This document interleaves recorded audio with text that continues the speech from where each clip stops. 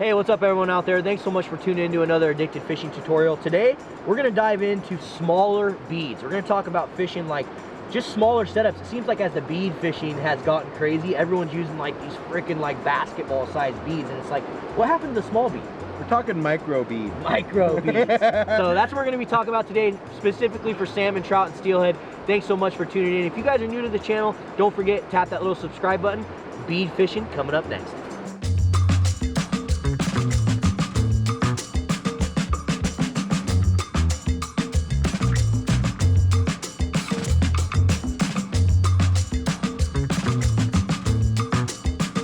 All right, Jordan, so as bead fishing has become this like phenomenon that a lot of viewers out there that follow us know I'm not that big a fan of. Right. It's not because I don't think beads work, it's just because I've been a little like, it just seems like everyone's like beads are the only thing that catch steelhead anymore, right?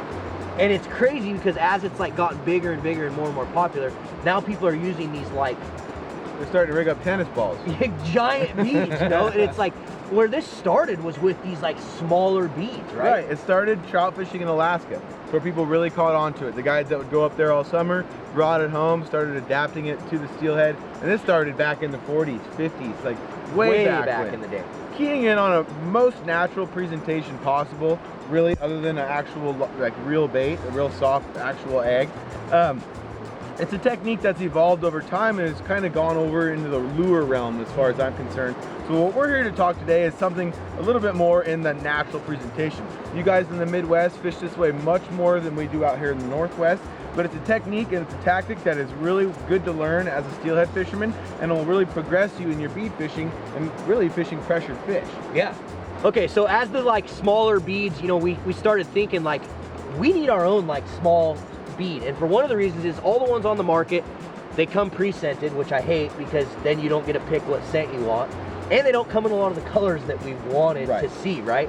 So we came out with our own small soft egg, soft bead, whatever you want to call it.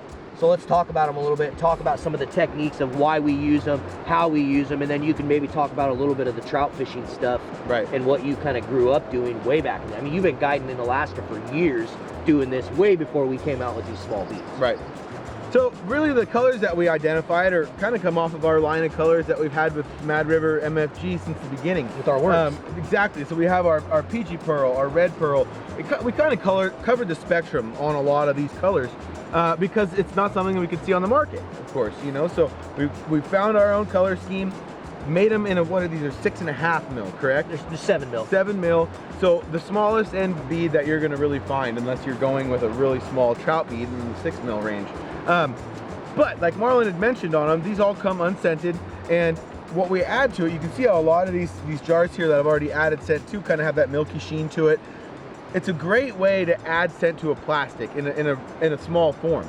You can't really add a ton of scent to your worms or a lot of your different presentations, but these could take a scent, it stays in that jar forever, and it constantly allows you that extra edge when you're going towards a bead presentation. And there's a lot of companies like Mad River, or a lot of the guys that are fans of the Jensen eggs from back in the day, those came scented. Like when you open this, my hands are all wet here so I can't open it, but when you open these jars, these Mad River jars up, you can see, Jesus, Jordan, they're all covered in man scent. hands They're here. covered in scent.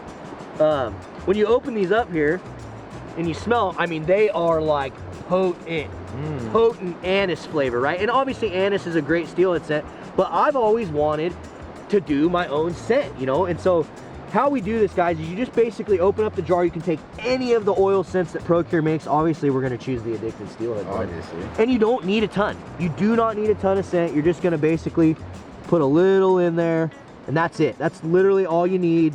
Forever. Forever. Yep. And then those eggs are going to start to soak up that scent. You could kind of whip them around here and get them all nice and juicy. And then again, when you open it up, smell, now we got more of a squiddy, anisey mixture of a scent. Smells like steelhead food. Exactly.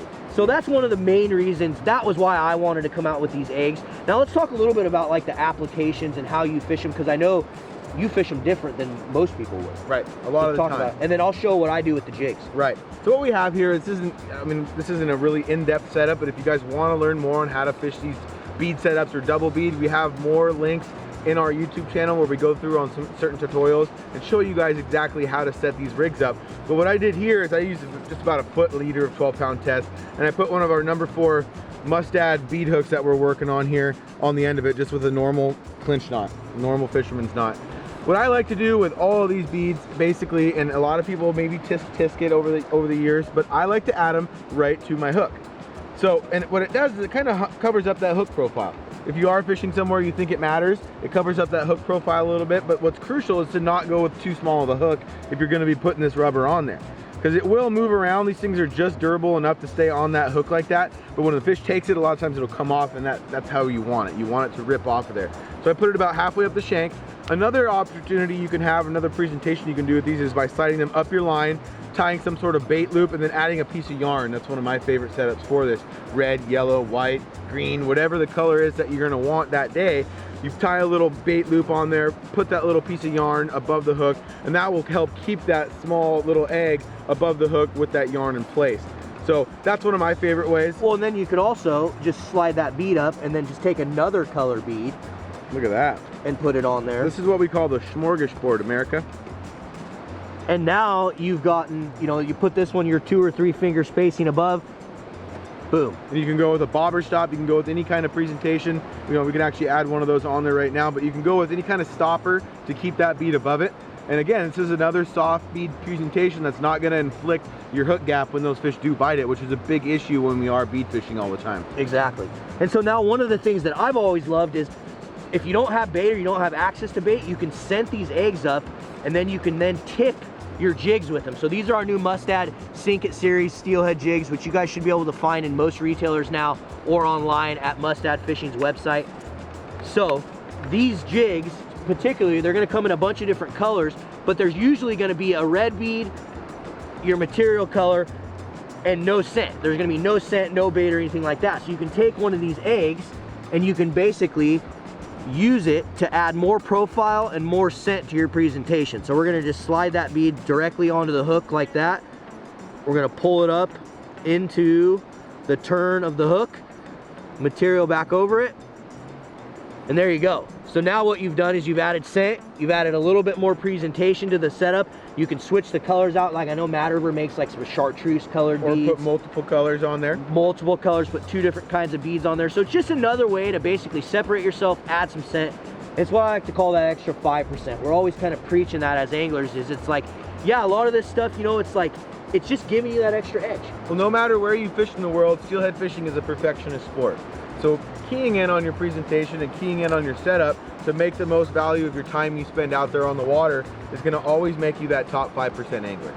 So that's basically what I like to do with those jigs. Now, Jordan, talk a little bit about like where this came from. You know, why did we originally come out with these little small beads, or why did a lot of these companies come out with these small, soft beads? Right. Well, came from this fishery. Right. Jumping back into that micro bead presentation, you're going back to that natural flow. That's where this fishery came from, was fishing behind a lot of spawning fish. You know, again, these evolved into a bigger presentation for our Northwest steelhead, more out of a lure presentation, just out of aggression of the fish species. Big, bright, and in their face. Exactly. So I like to have the small beads with me at all times. Giant range of colors.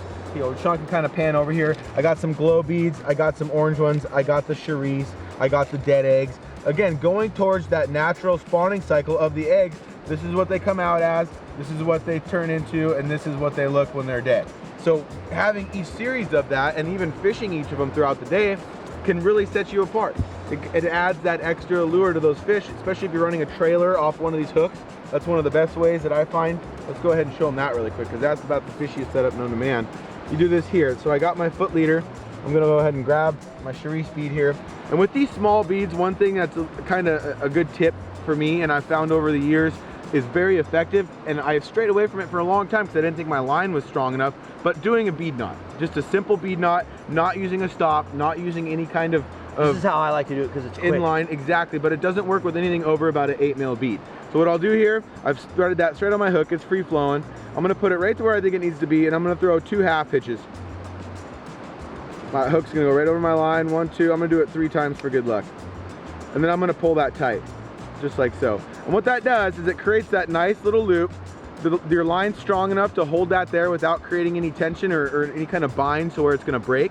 and it allows you to keep that bead in place so that that's not sliding down to your hook gap and creating that little bind to where that fish can roll off of your hook. Absolutely. So really quick, because I know we're going to get the question, why do people put 3, 4, 2-finger spacing? Why is the bead spaced away from the hook so much? Talk about, you know, like not choking the fish and them eat, you know, what was the reason is why people do this? It's for the hookup, right? Right, it's for the hookup. It's because bead fishing is a very loose presentation out in the river. There's not a lot of tension on your line. There's not a lot of straight hook set to the presentation.